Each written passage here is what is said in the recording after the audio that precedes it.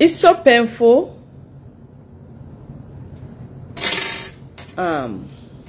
But it is what it is. Obununu nanya na social media for some time now. Igafo ka ọtụtụ ndị mmadụ, some bloggers, ụfọdụ abụrụkwa bloggers, si wee na-ebuli congregation m. O nwere ifefe eposube kafa wee metụta m. Oh. So, ajụjụ m ọ bụ gịnị? Kedu ife mmelụ faji wee na-ekwutọ m? Jizọs jụrụ sị, kedu ife mmelụ iji wee maa m ọla? Eziokwu bụ ndụ. O doo m anya na oge ọbụla mmadụ wepụtara onwe ya ịlụlụ Chukwu ọlụ, ị ga-adị nkwadobe maka ọnụ ndị ụwa. Faya ekwutọ gị, faya ekwu nke imerọ, and nke ahụ ya ekwu na imere, ị ga-esi ya dịka ife bụ eziokwu. Take it to anywhere, maka ha eji ife ha na-akpọ fast and figures. Eji wee kwutọ gị. Ịma na olu ekwensu ka a na-anụ karịa olu eziokwu. Maka na olu Chukwu na-eji nwayọọ abịa, ọ na-ede ede. Ma na olu ekwensu ọ na-aja aja. Ịghọtago? So, ọ bụrụ na m adịkwaghị nkwadobe oge m bidoro ọrụ ya, adịkwa nkwadobe. Mana ife mezie n'ụbụ na oge ụfọdụ nke anyị ji wee bụrụ mmadụ, inenni anya enu ka Caesar, maka ndị gụrụ akwụkwọ a na-akpọ Julius Caesar. Mgbe ọ na-enni anya enu wee fụ na onye nwari ya mma bụ enyi ya nwoke Brutus, obey osi, even you Brutus. So n'olu ya anyị na-alụkwanụ, nnenni anya n'oge ụfọdụ wee fụ ndị na-achọ ịsụ m ya bụ mma. Owute m, maka na ọtụtụ n'ime ha bụ ndị nyere aka n'ụzọ pụrụ iche, ndị fichala anya mmiri, ndị gbakwutere m mgbe o siri ha ike. Ọtụtụ n'ime ha bụkwa ndị mụ na fa na-alụkọ ọlụ n'ụlọ nke Chukwu, ndị mere n'ihu gwọmpite n'azụ. Asị nka njụ unu, onye dị mma n'azụ? Tata inwunitego wee sị ka ịgba m isi n'ala maka na m na-ekwu eziokwu na social media. Tomorrow may be your turn. Gị onye na-alụkwara Chukwu ọlụ dịka anyị si alụ, onye ozi Chukwu. Tomorrow, today ụtọ Mother Mario. Ị na-amụle, ọ na-asọ gị. Gị nwa bụ onye mere Mother Mario ọ bụrụ onye iro ya, maka enwere m onye iro. I'm a very happy nun. Enwere m nsogbu. Ife m pụtara ime bụ ka o wee dịla anyị niile mma. Ife na-ekwu bụ onye ọbụla hapụ ibe ya, ka anyị were obi ọma hapụrụ Chukwu ikpe. Mana fasị onye si gị kwuo. Mana o nwere akụkọ nchọ ịkọrọ unu. Ọ dị mma ka m kwuo ife a. I'm not here ịbịa akọwa onwe m. ma i defend o i debunk ihe ọbụla ha kwuru, ọ bụrụ ife mpụtara ime.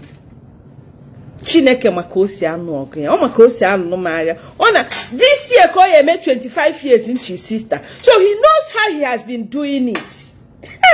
He knows. So I'm not here to debunk anything. Maka na Chineke ya anụ ọgụ ahụ. Mana o nwere akọ nchọ igwe unu.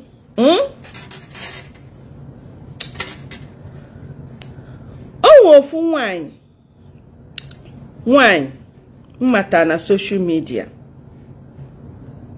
Mmara akọwa onye ọwa ọfụma until ọ dị mkpa na mma ewetekwu fotie kọwa onye ọwa ọfụma ma oge ruo. So mana surface name ya ka mma akpọ ka o nwee ike ịma ka uche ya dị ya na ndị ma ya. Afia bụ Chinonye. So this Chinonye amata m ya na Facebook dịka nsi wee mata ọtụtụ mmadụ na-akpọ m na-abịakwute m maka inyere ha aka. So Chinonye a bụ na Facebook ka nsi wee mala ya, wee kọsalụ m mkpa ya. Ọ bụrụ m ebe a ka m bịa tisaa ya, mana maka na o nwee ebe o derie na page a, onwe this page nọ na social media a na-akpọ Nigerian Catholic. Ruo kịta anyị na-achọ onye mepere page a, anyị amara onye ọ bụ, aka amatara onye ọ. Maka onye ọbụla fụrụ ya ya si no Catholic Church, marakwa na afọ anyị bụ Roman Catholic Church. We are the Roman Catholic Church. So if anything Catholic, ị na-amanye uche gị dịkwa ya, maka na Catholic mean universal. Ndị Orthodox bụkwa Catholic. Many churches bụ Catholic. So if ihe ọbụla ede Catholic, ịma banye na ya, uche gị dịkwa ya. And any group ị nọ ịbanyere, jisi ike ka imepeke n'anya gị mana ife a na-eme na peji ahụ ma group a tupu ị nọrọ ya. Maka peji ya na-agwa unu ọtụtụ ndị ụkọchukwu anyị na ya, ọtụtụ ndị sista anyị na ya, ọtụtụ ndị ezigbo Roman Catholic members na ya, mana fa ghọtara ife dị na peji ya.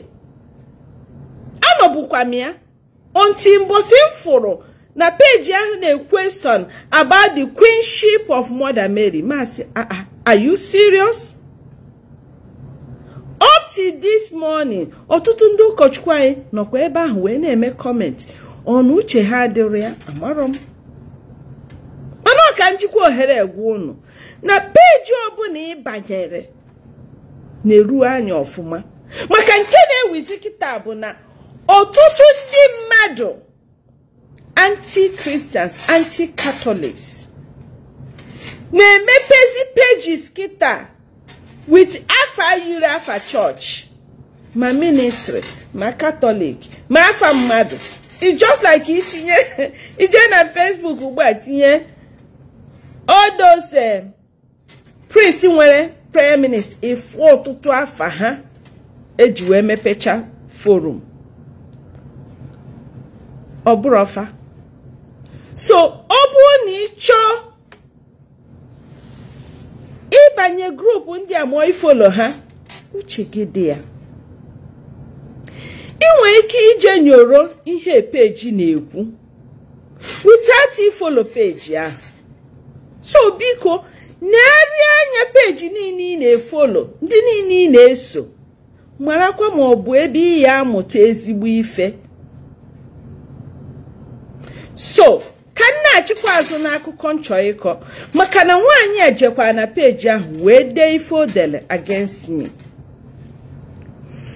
So nwaanyị a na-akọrọ unu oge o mere m approach, wee kọsachalụ m ife ndị ọ kọsalụ m, wee yọọ m ka m bụrụ spiritual directress ya. Wee kweta dịka m nwere ọtụtụ spiritual daughters, spiritual sons, apart from ndị sister congregation. Many of you will bear me witness. Ọtụtụ n'ime unu maalụ.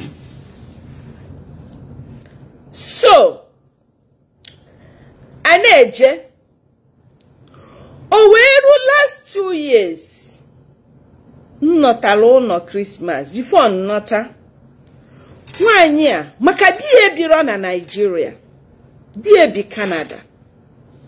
And eri oge di pụrụ olotabehu for like 5 to 6 years. And also na nsogbu ya. Anyị nakwa ekpere ka Chineke mee ka die bata.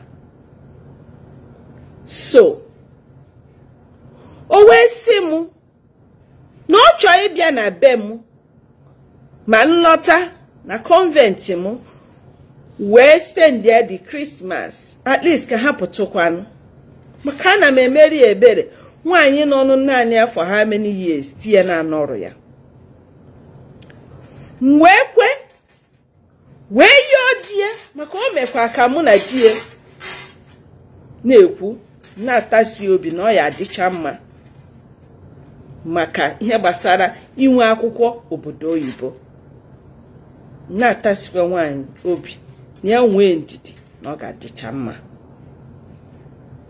So die wee kweta na ọ ya abịalụ m Christmas with ụmụ ya. O ji ụmụ 3 nwoke 2 ofu nwaanyị. O wee bịalụ m mana ka ha bụrụ izizi. Actually the first time m matara ya oge m matasịrị ya na Facebook bụ towards the time daddy m nwụrụ 3 years ago. So to my greatest surprise nwaanyị a wee sị m na ọ ya abịalụ m burial daddy m. So see ya, no problem. I was surprised, just like a lot of people surprised me that time. Ndi na-amaro, ndi mata from Facebook, they came. So she came for the burial, and I was so happy for that. So the following day, ona achibe kwa Lagos ebe obi. So oge nkwasi die kweta nyo ya kọwala ya die kweta ka ọ bịa nọnyelụ ya na ụmụ ya ka ha bịa Christmas. So fa wee bịa na community mụ na Enugu. So mụ na ha nọrọ almost 2 weeks.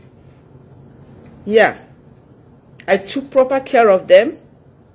Ọbụrụ ka m bịa kọba ife niile nzụtara ya mgbe m na-anọta from America.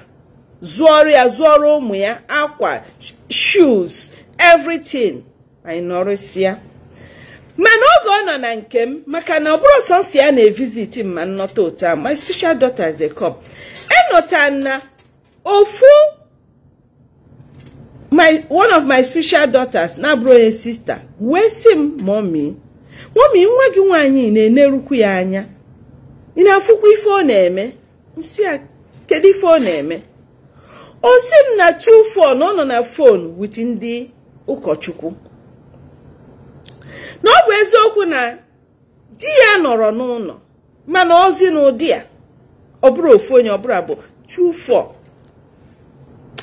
So when see anyway na me notice go kwa ife a maka nnọpụtakwa na Lagos ọ na-apụtakwa emiti m ma nsi obodo oyibo nọta ifu phone ye oge mụ na ya na-akpa nkata CWO nsi nwa m uche gị dị ya ọwụ naanị gị ga-atara CWO. Mommy m gara CWO ha wu ndị isi CWO in those days afọ nke si ege ya nsi ya mụ abụ onye CWO. I have been a CWO chaplain. Mụ abụkwa member.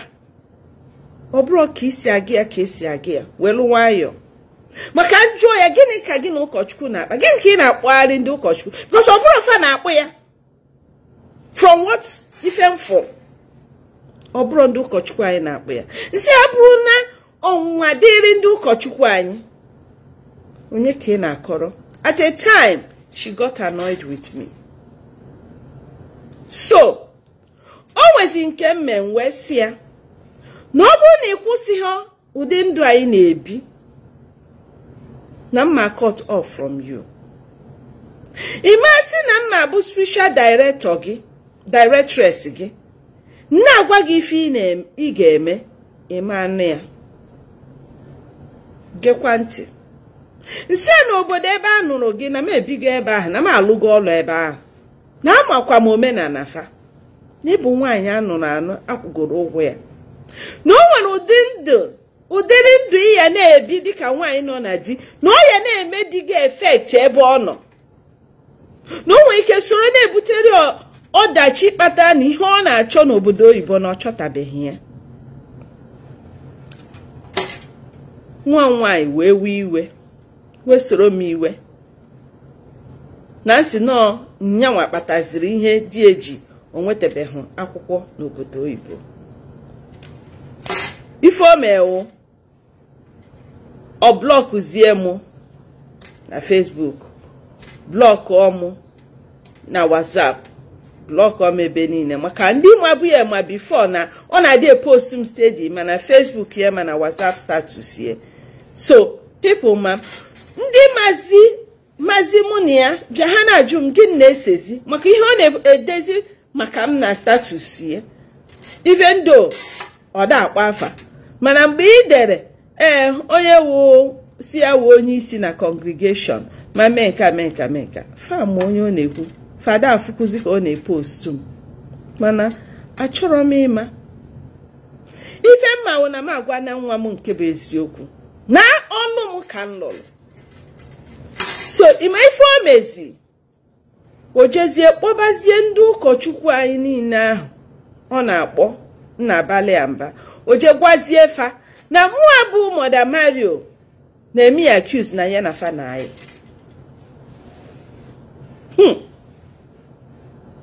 So nke bụ anyị wee kwada, thank God one or two wee kpọọ m one day si Mother Mario maka gịnịzi ka m meji wee na-emefa accuse na ha na nwaanyị a na anyị. Wee si ife ọgwa gosi si Chukwu bi n'eluigwe mana I never did that. No isi ka ọ na-achọkwa ịkụkọ mụ na ndị ụkọchukwu. Na mụ a na-afụ nwa mụ ọ bụrụ na asị sefu. Oge ọbụla o ji fonu akpọ onye ụkọchukwu. Njụọ ya, ọ sị na maka CWO. Ọ bụrụkwa president, ọ bụrụ secretary. Njụọ ya, ọ sị na nọọseki nwa ya nwoke. Njụọ ya, ọ sị m nọ nke na-ekpere. Ọ ga-enyerịrị m excuse. Why? Check godu mụ na ebiro. Ebiro nọ na Nigeria. But the little time I know with her, that's what I see from her. Ama m ife nje akụkọ n'onu Igbo. Yeah. So, maka ndị na-asụ asụsụ m ka okwu ya gbasatara. So, o wee bụla ya. Amarọkwanụ nna nwa nwaanyị nna agwa ihe ndị a niile na ya na di ere tupu di eje obodo oyibo ejigo ụdị okwu ya wee ife anụwa wee na-eso okwu ka o si akpọ ndị echiri echichi. Amarọ dị mre ife anụwa ndị ọ na-ebi abịa liki kwa that she no continue we na-ebi ụdị ndụ ya. Asị m nwa m ka njikwa ohere ekwuo ya maka ndị nọ na di fa n'obodo oyibo. Aghọtalụ m ife unu na-agabiga. Aghọtalụ m na ọ dịrị izi. Aghọtalụ unu na-achọ safety. Ọ bụrụ na unu chọrọ ịchụ nwoke, unu achọba onye unu feel na ọ dị free. Mana uche unu dịkwa ya.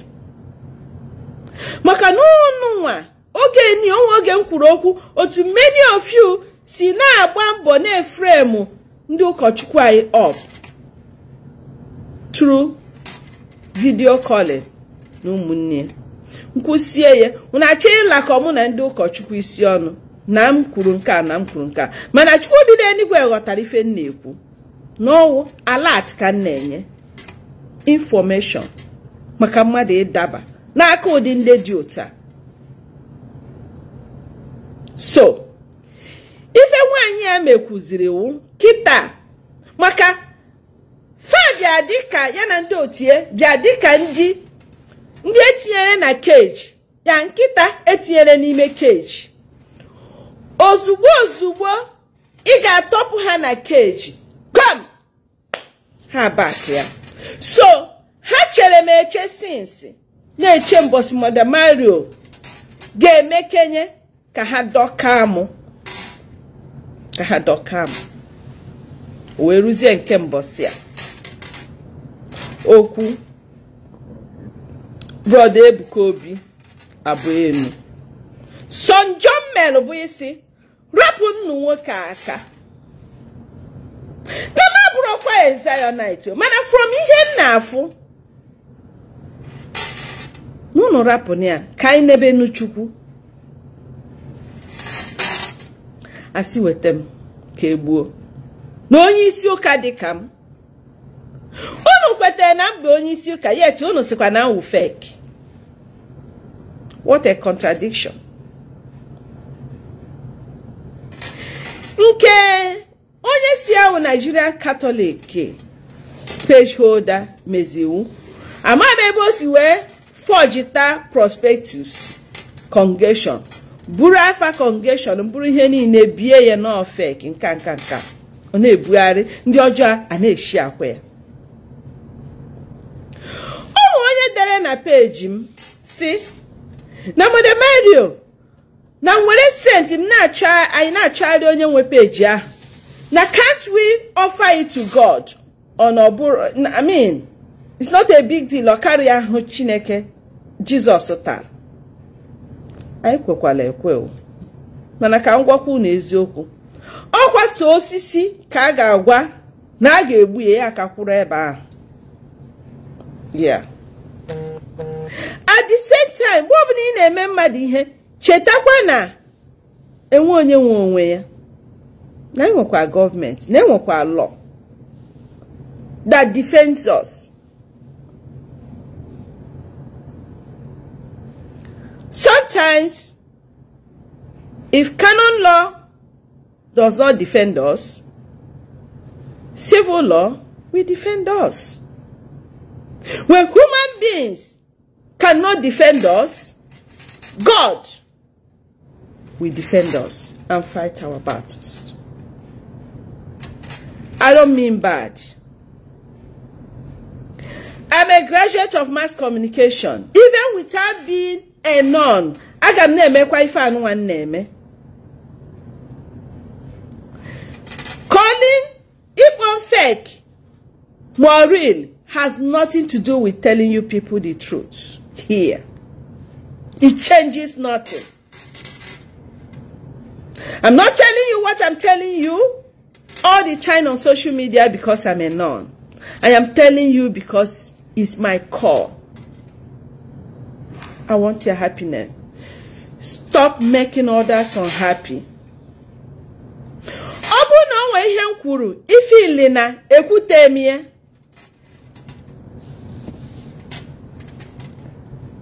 Jụọnụ m ihe mere nji wee kwuo okwu ya.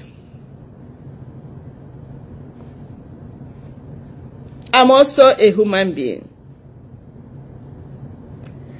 Even njikwa ekwu bụ na it's very easy to come to the social media to destroy people's image, character assassination. Very, very easy. But don't forget karma. Don't forget nemesis. Don't forget the law.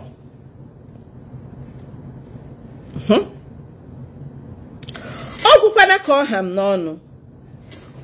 Onye ma Chinonye na ndị otie gwa ha na family ife niile ha post na social media against me and my congregation. Faje delete ye. Fa apologize ya. Fa jikoleta onwe ha.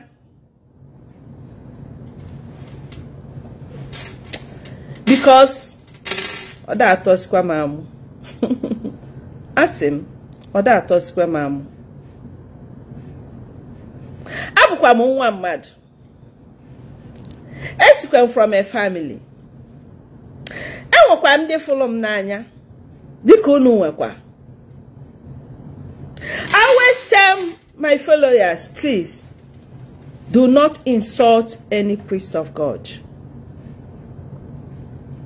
Yes, I know my reason. I respect priests. I love them. Enwekwa father na bennam. So, I know what it means.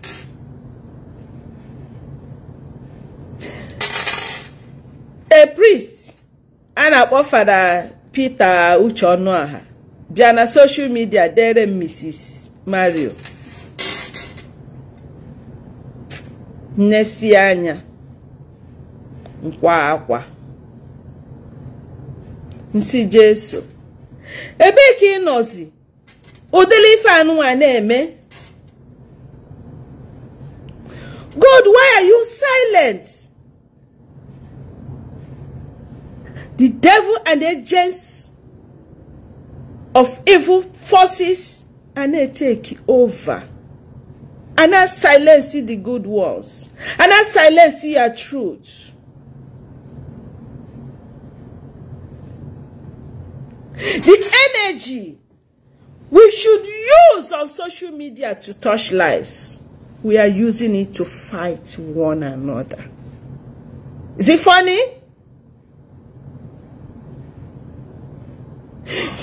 Just you feel, let me write about Mother Mario, let me destroy her. After that, what next? Let me tell you, you cannot be able to destroy what God has ordained.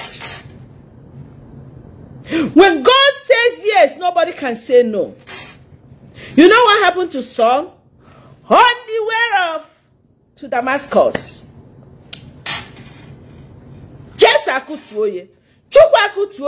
I said, Saul, why are you persecuting me? When you continue to fight grace, grace will disgrace you. I bet you. People name me here, they forgot they came from a family. They forgot how we end. Actually, as anything in a man, let me tell you, whenever I want to do anything, what I ask myself, I say, the woman that carried me for 9 good months, if she knows about that, will she be happy? She knows the truth, not those that tell their parents lies. Some people dig their problem, and when it starts, they start crying. Why you know Nadi? Okwaga kwanyere onwe you. Mbiji kwanyere onwe gugu. Problem ya dapụta. Ichobo onye chiri echi. I ga-ejigide. No ya problem gi. Chino, I am not your problem. I warned you, but you did not listen. But I still pray. Kadigi ba arage. I believe by now you have learned your lesson. I'm a lover of women. I love women. I want women to be happy. I don't like women who got through pains in their marriage. Anybody check page, you know that I'm an advocate of women, married women. I love them. Because I'm a woman too. Oh, but I'm a sister. I can't remain no quality.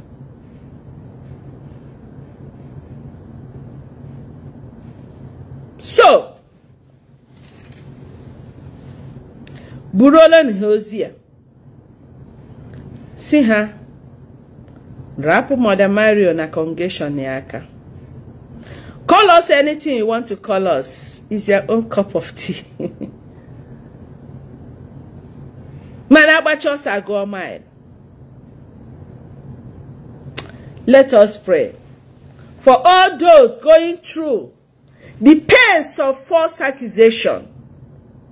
Maka na enwere ezi okwu a na-eme ekwucha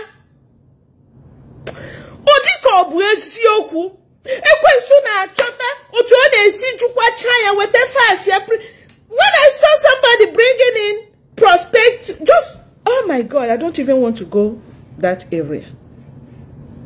The poster in Nigerian Catholics.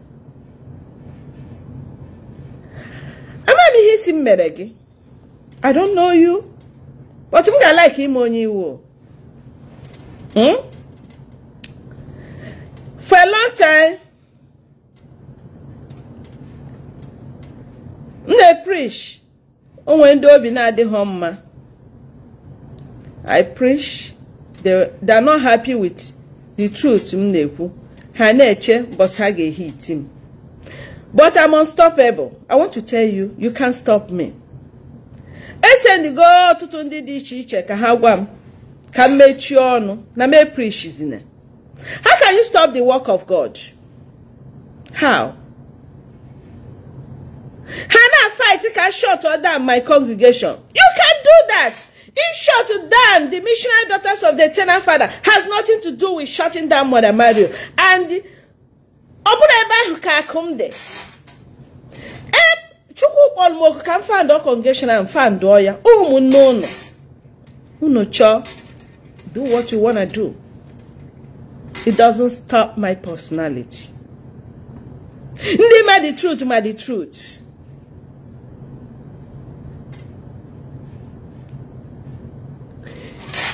Let me tell you, you can't stop the truth. Jesus was accused.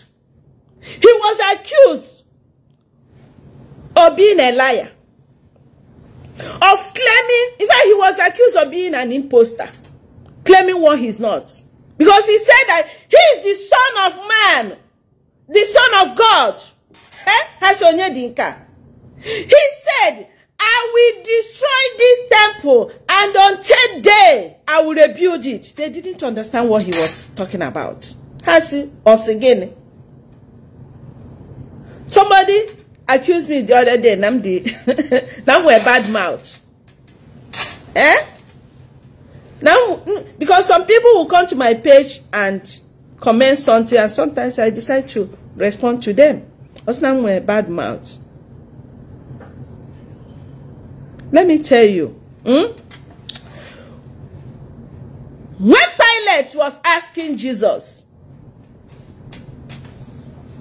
question, Gini cause Saria?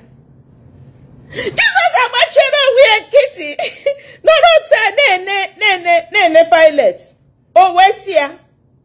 Imachelo mon kitty.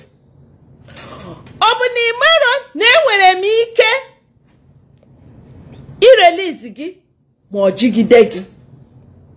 Apodo gi n'obe. Nwanne gini ka Jesus sara?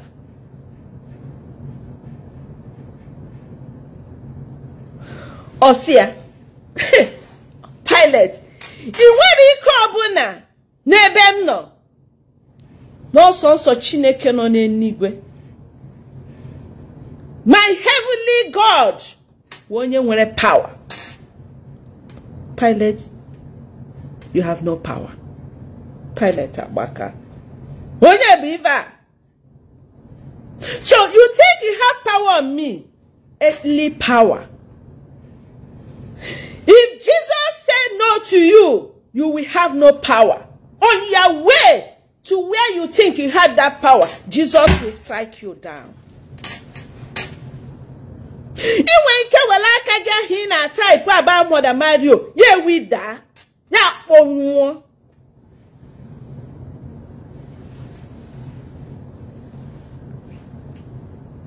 Can you imagine? Because of me, you don't like what I'm doing. You are crucifying a whole congregation. Mfandru, nkumu no n'ime ya. Makamua. Exactly what King Herod did. When King Herod noro, na muru Jesu. he got annoyed. Okwa power, okwa title. Ife nko wa. Okwa title lea.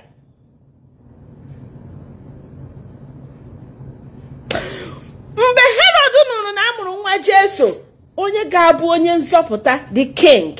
He got mad. He got angry. And decided to kill all the innocent children because of Jesus. Did he succeed in killing Jesus? No. Abariyama. Jesus died at the appointed time. Mgbe eruru. Nne ya bi n'eluigwe ekweta.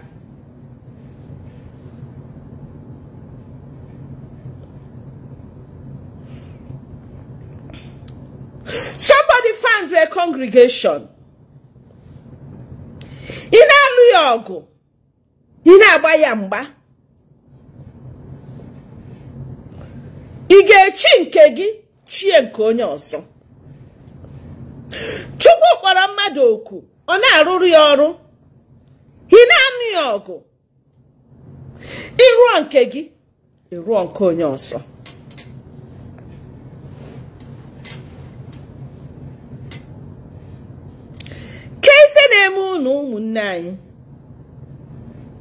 What is wrong? What is going on?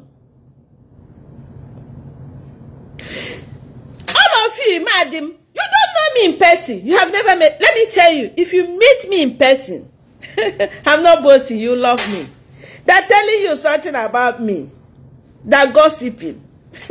Or you're seeing me on social media telling you the truth, and you're mad with me.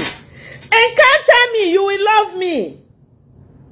I am very sweet to deal with. A minute with me, you will change your mind.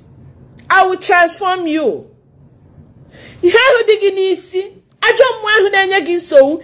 Ija na social media.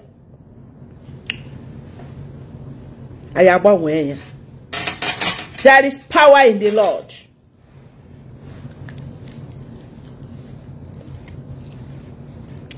Nna kaboya ezi chimu kaboya hopuni ne furo kwogire mu kaboya yeni ne mere megide mu kaboya nna kaboya ogwaria kaboya agune chemba kaboya Katanina parapagide mo kaboya.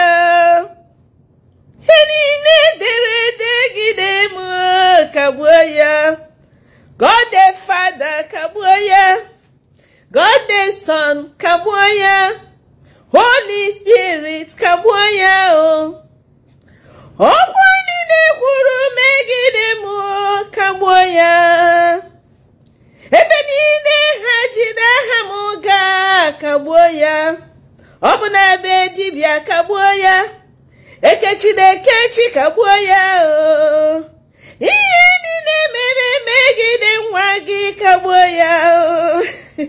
Obunine kwuru kwugide mu kaboya. Onye ikpe mkpegharị. Na dikpegharị ikpe kpere mụ n'azụ. Onye ikpe mkpegharị. Kpegharị okwe kwuru mụ n'azụ. Onye ikpe mkpegharị. Na mụ kpegharị ikpe kpere mụ n'azụ. Onye ikpe mkpegharị. Let us pray. Almighty ever living God, God the Father, God the Son, God the Holy Spirit, I call upon your name at this hour. Father, come down, send down your Holy Spirit. Many of your children are in pains.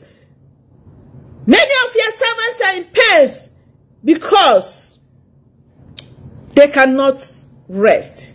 The enemies of progress, the enemies of our Lord Jesus Christ are fighting right and left against your children, against your anointed ones, against your ordained ones, against the true servants of you. They are fighting because of truth. They don't want truth. Father, fight this battle for us. A lot of people are in prison today, accused, suffering from what they did not do. A lot of people in their marriages are crying. They're so bitter over what they did not do. A lot of nuns are helpless. In their various congregations, Father, come to their aid. A lot of our family problems, Father, come to our aid. Father, we need your healing. Father, we need your power. Father, we need your mercy. We need your encouragement. We need your upliftment. Oh, Jesus. To me high, Jesus, to me high. To me high, Jesus, to me high. Holy Spirit, to me high, higher every day, to me high, Jesus, to me high, lift me high, Jesus, touch my heart, Holy Spirit, touch my heart, lift me high, higher every day. Father, lift us high. Father, touch our life. Your mercy, oh Lord. Father, fight our battle. The enemy is roaring like a hungry lion looking for someone to devour. Father, Lord Jesus, do you know that some people say that they don't believe in miracle? Do you know that some people are fighting grace? Do you know that some people say that there is nothing like a miracle? Father, Lord, I am not asking you to take away miracle from them. But Father, touch them in a special way. Open their eyes to accept the truth. Father, Lord, you give a gift. Father, sustain our gifts. Father, protect those gifts. Daddy, on your bioma. Kadiki gets where by yoku. Where do I know so where menu oko? Hey! She make when I come down. Abamwankegio. Mboku kwem nada. She mabachina monkitio. Uzo mechiri.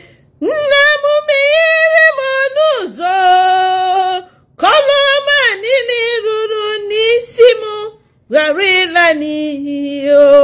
Chime kwena come down. Habu mwankegi. Boku kwem nadao. Namabachi namukitio. Uzo mechiri. Onyiwe meire monuzo. Koloma nini ruru nisimu.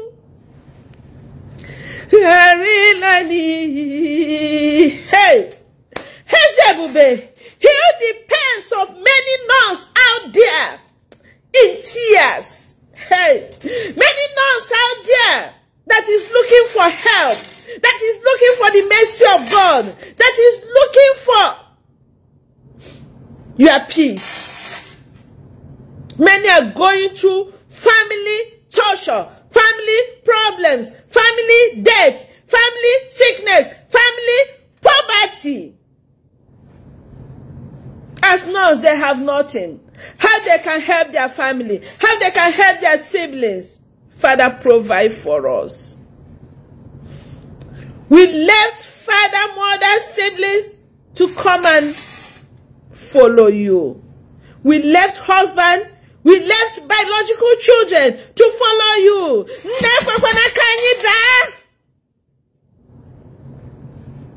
A human being pursuing a reverend sister. A human being pursuing a nun, trying to destroy a nun. For what? You feel we have nobody to fight for us, but God is there to fight our battle. You feel we have no husband who will question you. Why are you destroying my wife's name? But God is our husband. God is everything we need, we have. He gives me joy.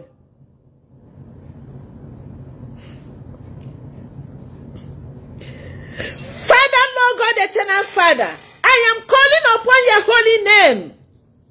Again, oh, many nuns out there crying, soaking their pillows every night with tears for reasons they cannot tell anybody, for reasons they cannot express.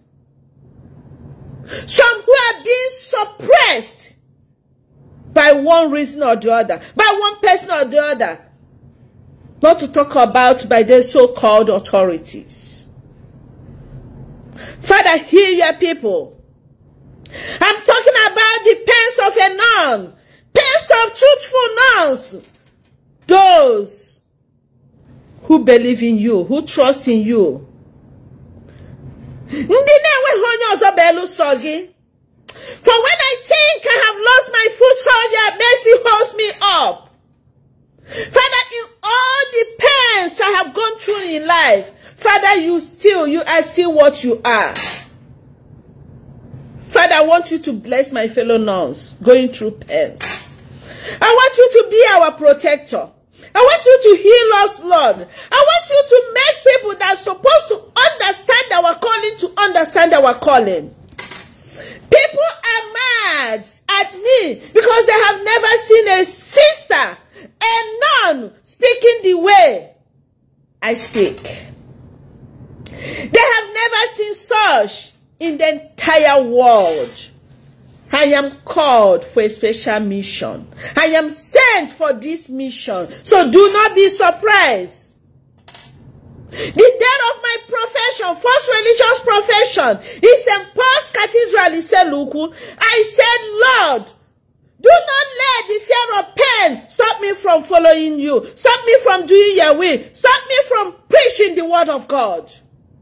For I profess to do the work of evangelization till I die. All I need is your prayers. All I need is your support. All I need is your encouragement. To feel that you want to fight my truthfulness. You want to fight my personality. You want to fight my congregation. I send it back to you in the mighty name of Jesus. Amen. Whatever you wish me and my congregation, I throw it back to you and your family in the mighty name of Jesus. Amen. Yes, you think nobody gonna fight for me, but I have the highest judge in this world. I have the highest titled man in this world, who is the President General of all the nation. And that's called the Eternal Father. And that's the person my congregation now goes after his name. Eternal Father. I don't joke with him.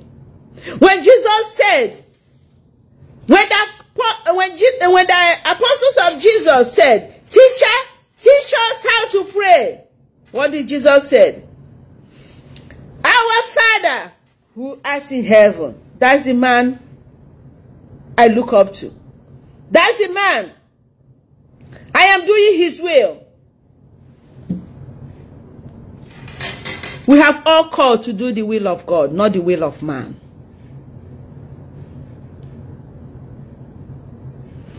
If assassinating or destroying my name on social media will bring food on your table, continue. But I assure you, it will never bring food on your table. Rather, it will backfire. We do things today. What of tomorrow? We don't care. You do things, especially somebody. Somebody you are secretly fighting an anointed child of God. Uche God kwea. Inyabekwa hanya. Imana ebu umugi ga-eru echi. Imana udiri nwanyi ya anụta, imana udiri di ga anụta, imana udiri di ozi ya anụta. You feel like let you secretly deal with Mother Mario. Are you sure it is a secret? Let me tell you, there's nothing under this world that is a secret. Nothing. Nothing.